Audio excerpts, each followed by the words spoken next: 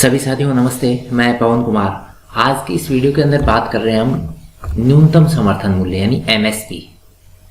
MSP को एक example के द्वारा हम समझाने का प्रयास कर रहे हैं कि क्यों चाहिए एमएसपी और एमएसपी अगर मिलती है तो कितना बेनिफिट होता है और एमएसपी से अगर नीची फसल जाती है तो कितना नुकसान हो जाता है।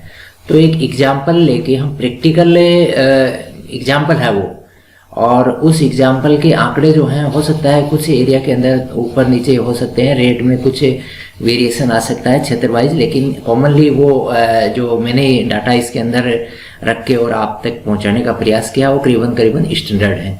तो इस वीडियो के अंदर ये सारी चीज़ हम समझेंगे और आज के समय इसी के ऊपर बात चलेगी। किसान इसकी गारंटी चाहते हैं कि यानी एमएसपी से नीची हमारी खरीद, चाहे तो सरकार खरीदे या कोई प्राइवेट ट्रेडर्स खरीदे, इससे नीची खरीद कोई न करे। ये गारंटी के ऊपर आज के समय में सबसे ज़्यादा इश्यू सोशल मीडिया और प्रिंट मीडिया, इलेक्ट्रॉनिक मीडिया सभी के अंदर यही बात चलती आ रही है।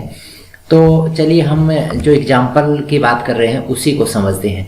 25 बीघा की खेती का एग्जाम्पल लेके हम चल रहे हैं, क्योंकि किसान एक्चुअल में हेक्टर एकड़ इनके लफड़े में न तो रहता है न उसके दिमाग में है। उसको अपनी खेती का कैलकुलेशन बीघा के अंदर याद है। तो 25 बीघा की खेती जो है उसको लेके और हम ये आंकड़े जो है प्रस्तुत कर रहे हैं। तो हम प्रारंभ करते हैं रबी सीजन, जो सर्दी के अंदर बुआई होती है, और मान के चले हम गेहूं की बुआई को ही हम 25 बीघा के अंदर गेहूं की बुआई कर रहे हैं। और अमूमन किसान यही दिमाग में सोचते हैं कि इसकी रेट ज़्यादा ऊपर नीचे नहीं होंगे तो हम एक फिक्स इनकम इससे प्राप्त कर लेंगे। और सर्दी का भी असर क्या है कि एक लेवल तक ही रहता है। जैसे सरसों में बहुत ज़्यादा असर हो जाता है, अचानक ही सर्दी ज़्यादा हो गई तो सरसों की फसल में ज़्यादा नुकसान हो सकता है। तो हम गेहूं का एग्जाम्पल लिया है 25 बीघा के अंदर, और मामूमन किसान इसी तरह के जो है एक्सपेरिमेंट करते हैं, गेहूं की खेती ज़्यादा करते हैं और उसके बाद में स्पेयर में ज़मीन रहती है तो उस पर क्या करते हैं, सरसों की खेती कर लेते हैं। तो हम बुआई से प्रारंभ कर देते हैं। 150 रुपया बीघा से बुआई, आज की रेट जो है 150 रुपया। किसान के पास ट्रैक्टर नहीं है, वो बाहर से ट्रैक्टर, छोटा किसान है ये, 25 बीघा का बड़ा किसान नहीं है। तो इसकी जो खेती है इस पे अगर वो लास्ट बुआई तक का काम करेगा तो यानी ट्रैक्टर 4 बार उसमें घूम जाता है। 2 बार उसके अंदर पहले पाड़ लगाएगा, उसके बाद में डीएपी बीजेगा, उसके बाद में वो गेहूं बीजेगा। तो करीब वो जो रेट है 150 के हिसाब से 15,000 रुपये तो हो गए इसके बाद में खाद है। खाद में डीएपी की बात करें तो आज के समय में डीएपी पे तो बहुत ज़्यादा मारामारी चली थी। 1300 रुपये कट्टे के हिसाब से 5 कट्टे लग जाएंगे, 6,500 रुपये की ये हो गई। यूरिया 350 रुपये कट्टे के हिसाब से बात करें 10 कट्टे लग जाएंगे, पूरी साल भर में वो डालेगा। तो अगर ये ऊपर हो जाती, कम होने की तो गुंजाइश ही नहीं, ऊपर ही हो सकती है ये, और उसको मिलेगी नहीं। वो एक एक कट्टे के लिए भागता रहता है कि वहाँ मिल जाएगी यूरिया, वहाँ चलो, वहाँ मिल जाएगी, वहाँ चलो। तो ये 3,500 रुपये इसके हो गए। बीज बहुत महंगा आ गया है, उसके अंदर 3 क्विंटल बीज लग जाएगा। हम जैसे उस जो कट्टे आते हैं ना 40-40 किलो के कट्टे या छोटी पैकिंग आती है, औसत मान के चले कि मीडियम रेंज का बीज 30 रुपये किलो के हिसाब से आ गया। तो 9,000 रुपये का बीज लग गया उसके अंदर। फिर दवा डालेगा, उसमें निनाण तो होता नहीं उसके अंदर दवा, और फिर दवा को स्प्रे करने के लिए जो ट्रैक्टर के साथ जो टंकी लगी हुई हैं वो 4-5 टंकियाँ लग जाएंगी, और जो दवा आ जाएगी वो 3,500 रुपये की, और ट्रैक्टर जो स्प्रे करेगा वो ले लेगा 2,500 रुपये। इसके बाद में जो कटाई का काम होगा, वो जो कटाई की मशीन है जो साथ साथ में बांध भी देती है, पुलियाँ बांध देती है, तो 800 रुपये बीघा की रेट है। और तेल अगर बढ़ जाता है तो रेटें और बढ़ जाती हैं। ये तो हम आज की कैलकुलेशन देख रहे हैं, तो ये 20,000 रुपये की रेट हो गई। 20,000 रुपये इसके ऊपर खर्चा हो गया। और फिर वो तो पूरे खेत में बिखरी रहेंगी, उनको इकट्ठा करवाएंगे मजदूरों से। घर के जो मेंबर हैं, 2 मेंबर परमानेंट लगा दिए इसके अंदर, वो साथ में ही लगे हुए हैं, वो इनके साथ लगे हुए हैं हर एक काम में। जैसे यूरिया भी छिड़की है, फिर पूरी साल भर में उस यानी हमारे सेट इधर उधर रखना, वो सारे काम वो 2 व्यक्ति परमानेंट इसी में लग जाएंगे और कोई काम नहीं कर पाते। 5,000 रुपये का ये मजदूरी का काम हो गया। फिर कढ़ाई का हम मान के चल रहे हैं कि जैसे उस एरिया के अंदर, ये जैसे मैं एग्जाम्पल लेके चल रहा हूँ, तो ये एक मतलब मीडियम रेंज की ज़मीन है, इसके अंदर 10 मन बीघा से ज़्यादा गेहूँ नहीं हो पाएगा। बढ़िया से बढ़िया रेंज है अगर क्लाइमेट अच्छा रहता है। अगर मौसम ने गड़बड़ कर दी तो 10 मन बीघा से भी डाउन हो जाएगा। तो मान लीजिए 100 क्विंटल गेहूँ होता है, उसके इस रेंज में चलेंगे तो कढ़ाई का 130 रुपये क्विंटल की रेट से 13,000 रुपये का ये चार्ज हो गया। ये प्रैक्टिकल कैलकुलेशन है, इसके अंदर कहीं पर भी ऐसा नहीं है कि जो 5 स्टार होटलों में बैठ के जो ब्यूरोक्रेट कैलकुलेशन निकालते हैं वो कैलकुलेशन नहीं, ओरिजिनल कैलकुलेशन है। अच्छा, फिर जो लाइट बिल 12 महीने का आएगा, हम बात कर रहे थे जैसे सिंचाई से ही हो रहा है ये काम, नहर का काम नहीं है, सिंचाई है, तो 24,000 रुपये बिजली का बिल हो गया। अब वो प्रीवेन का भी है, वो खाद लाएगा, कभी वो डीएपी लाएगा, कभी बीज लाएगा, और फिर जो अनाज निकला वो बेचने भी तो जाएगा, 3-4 चक्कर हो जाएंगे, शहर में जाएगा, पास में कोई सुविधा नहीं है तो वो पास के शहर में जाएगा तो 3,000 रुपये मिनिमम है, ये इससे ज़्यादा ही खर्च होता है। ये इसका हमने जो कैलकुलेशन निकाली न्यूनतम दरों को देख के ये कैलकुलेशन 3,000 रुपये प्रीवेन का मान लीजिए। इसके बाद में उसका पंप की रिपेयर मेंटेनेंस है, नोजल पाइप रिपेयर मेंटेनेंस है, ये 20,000 रुपये का चार्ज। अगर बाय द वे मोटर उसकी सीजन में जल गई, नहीं लानी पड़ी तो मोटर 50,000 रुपये की मोटर आती है, वो हमने नहीं डाला। 20,000 रुपये तो नॉर्मली चार्ज पूरी साल का रिपेयर मेंटेनेंस का खर्चा हो ही जाएगा उनके अंदर। कभी पंप टूट गया, पाइप टूट गया, कभी केबल टूट गई, कभी स्टार्टर खराब हो गया, कभी कोई सा मीटर खराब हो गया, तो ये 20,000 रुपये का चार्ज न्यूनतम इसके लगना ही है। तो कुल मिला के खर्चा हो गया, ये सारी कैलकुलेशन निकाल दी हमने, 1,25,000 रुपये का खर्चा उसके हो गया। अब देखते हैं उसमें क्या पैदा क्या हुआ, ये समझ लो आप। अब पैदा हुआ 100 क्विंटल गेहूँ, 10 मन बीघा के हिसाब से हमने बता दिया। अब वो 15 क्विंटल तो खाएगा भी तो घर पे, उसके घर पे 2 मान लीजिए मेंबर जो काम कर रहे हैं, मियाँ बीबी हैं, और 2 उसकी संतान हैं। हम एक औसत आदर्श परिवार मान के चल रहे हैं, और माता पिता में से एक भी है, बूढ़ा एक भी कोई है घर में, तो भी ये मान के चलो 5 सदस्य हो गए, और 5 सदस्यों के लिए पूरी साल भर का 15 क्विंटल गेहूँ चाहिए उसको, तो 85 क्विंटल तो वो बेचेगा। ठीक है, 85 क्विंटल बेचेगा, 1,800 रुपये जो अभी तक बिक्रियों की रेंज हुई ना। अब किसान को कोई कहते कि 2,200, 2300, 2,500 में बिकेगा, वो अलग बात है, वो अलग बेनिफिट हो जाएगा, हमारी कैलकुलेशन से आगे है। तो ये इसका बिका गेहूँ कितने में, 1,53,000 रुपये का गेहूँ बिका। अब तूड़ा निकला उससे, तूड़ा वो जला नहीं रहा है, वो काम में ले रहा है।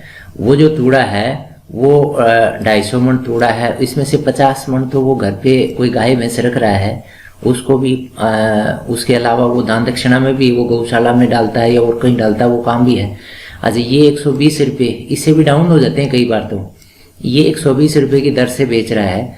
तो मैंने पहले कैलकुलेशन निकाल दी थी, लेकिन उसमें से 6,000 रुपये और घटा दें तो ये 30,000 में से 6,000 और घटा दीजिए जो तूड़े के हैं। पहले हम सोच रहे थे कि पूरा 250 मन बेच देगा, लेकिन अब हमने 50 मन घर पे रख लिया। इसके अंदर ये हो गया 1,85 में से हम 6,000 और माइनस करके, और कुल आय होगी उसकी, यानी उसके बचा क्या, इस सीजन में 54,000 रुपये उसके बचे हैं। यानी ये जो सर्दियों की सीजन की फसल निकालने के बाद में उसकी जेब में क्या आया, 54,000 रुपये आए। अब हम एक सीजन और देख लेते हैं, अब वो बाजरा भी बोएगा तो उसके अंदर क्या बचता है वो भी हम कैलकुलेशन निकाल लेते हैं। 54,000 रुपये आप सोचते हैं कि बहुत बड़ी रकम उसने बचा ली है।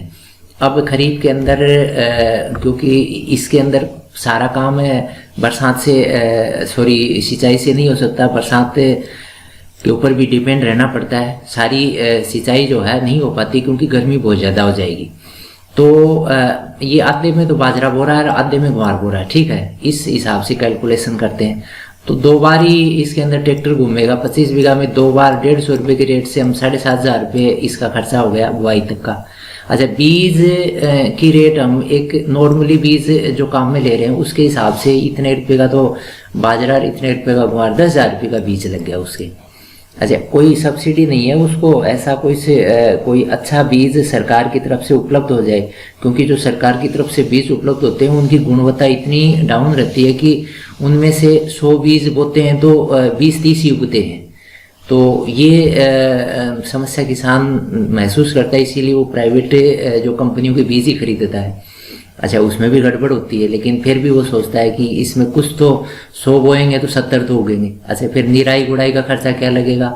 500 रुपये की रेट में मजदूर काम करेगा, क्योंकि उसके अंदर निराई गुड़ाई हाथ से ही करनी होती है, तो 7,500 रुपये का खर्चा है।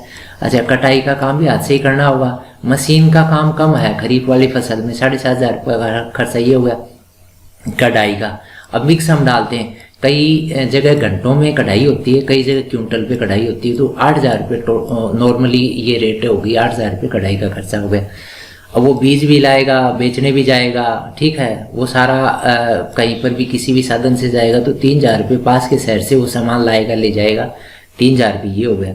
अब इसके अंदर देखो, वो ग्वार के अंदर देखो कई बार क्या, मैं अधिकतर ही है, हमने जो देखे हैं स्थितियाँ, स्प्रे करना पड़ता है, दवाई भी लाएगा, फिर ट्रैक्टर के अंदर टंकी से स्प्रे भी करवाएगा, उसको देना होगा।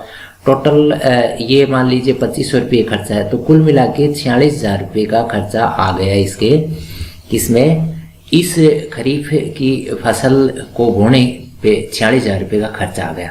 अब हम देख लेते हैं कि कमाई क्या कर रहा है ये, ठीक है। ये कैलकुलेशन प्रैक्टिकल कैलकुलेशन है, इसके अंदर ऐसा कहीं नहीं अवामी कैलकुलेशन नहीं है। अब मान लीजिए ये बाजरा 20 कुंटल, मैंने अच्छी से अच्छी ये मान के चला कि बहुत बढ़िया उपज, मौसम ने साथ दिया है, बरसात अच्छी हुई है, और बरसात अच्छी हुई है तब ये होगा, नहीं वरना तो होता ही नहीं इतना। 20 कुंटल बाजरा हुआ, 1,200 रुपये की रेट से बिका, 24,000 रुपये का बाजरा भी गया, और 20 क्विंटल गुआर हो गया। इसने अच्छी मदद कर दी। अगर ये 5,000 रुपये के, क्योंकि गुआर का ये मानते हैं कि भाव ठीक ठाक रह जाता है। अब पता नहीं, किसान को पता नहीं कि बाजार में समर्थन मूल्य क्या है, यानी एमएसपी क्या है क्या नहीं है, उसको पता ही नहीं है, कितनी रेट कर दी है। ये अमूमन यानी 100 में से करीबन ये मान के चलो 90 किसान की ये स्थिति है कि उसको पता नहीं कि सरकार की रेट क्या है। हो सकता है इससे नीचे की रेट हो, लेकिन उसका बाजार में बिक जाता है इस भाव में। 1,00,000 रुपये की इनकम ये होगी, कुल मिला के 1,24,000 रुपये बरसात की सीजन के बाद में जो फसल कर रहा है वो, उसमें उसकी कमाई होगी। अब 1,24,000 रुपये तो ये हो गए, ठीक है, और 46,000 रुपये पहले वाली फसल से कमा लिए। सॉरी, इसमें से 46,000 रुपये अपने को घटाना है ना, 1,24,000 में से 46,000 रुपये जो खर्चा लग गया ना, ऊपर ये खर्चा लगा है, ये घटाओ, 78,000 रुपये बच गए, ठीक है। अब 78,000 रुपये तो ये जो खरीफ सीजन में बचाए हैं, और 54,000 रुपये कौन से सीजन में बचाए इसने, रबी सीजन में बचाए। कुल बचत क्या हुई एक साल में, इसकी आय, दोनों सीजनों की आय क्या हुई, 1,32,000 रुपये किसान ने कमा लिए, किसान परिवार ने, किसान अकेले ने नहीं, किसान परिवार ने कमा लिए। इसमें 2 व्यक्ति काम कर रहे हैं, बच्चे पढ़ने जा रहे हैं, बूढ़े माता पिता घर पे हैं, तो वो जो 2 व्यक्ति उसके अंदर परमानेंट लगे रहे, पूरी साल लगे रहे हैं, तो उन्होंने क्या कमा लिया, उनका महीने का औसत निकाले ना, तो 5,500 रुपये महीने का औसत आया है, यानी कुल मिला के पर डे 183 रुपये का कमाई करी है। अब ये सोचते हो कि बहुत ज़्यादा कमाई कर ली। अगर ये व्यक्ति बाय द वे हम ये सोचते हैं कि ये दिमाग में सोच लें कि हम खेती बाड़ी बंद कर दें, कुछ ही हमारे बचा नहीं, 1,32,000 में क्या हो जाएगा, कुछ भी नहीं होना है। अब ये सोचें कि नरेगा में जाके काम कर लेंगे। अगर ये व्यक्ति नरेगा में जाएंगे तो कम से कम नरेगा में इनको 40,000 रुपये तो दोनों को नरेगा में मिल जाएंगे आराम से, पूरी साल में 100 दिन इनको रोजगार मिलना है। इसके अलावा अगर ये मजदूरी और करेंगे, बाकी दिनों मजदूरी करेंगे, बाकी दिनों में अगर महीने में 20 दिन भी मजदूरी करते हैं, ये महीने में 20 दिन, 10 दिन ये रेस्ट करते हैं, 20 दिन मजदूरी करते हैं, तो भी इनको 1,40,000 रुपये ये हो जाएगा। 1,40,000 रुपये यानी 7 महीने, 5 महीने नरेगा में लगा लो, 5 महीने नरेगा में और 7 महीने बचे हुए में ये मजदूरी, ठीक है। तो इसमें क्या बचा इसको, इसमें देखो 1,80,000 रुपये बच गए, ये तो बड़ी रकम बची। अब इसमें कुछ भी परेशानी नहीं, सर्दी नहीं मरना है उसको, और कोई भी झंझट नहीं है, कोई अतिवृष्टि, अनावृष्टि, ओलावृष्टि, कोई डर नहीं है।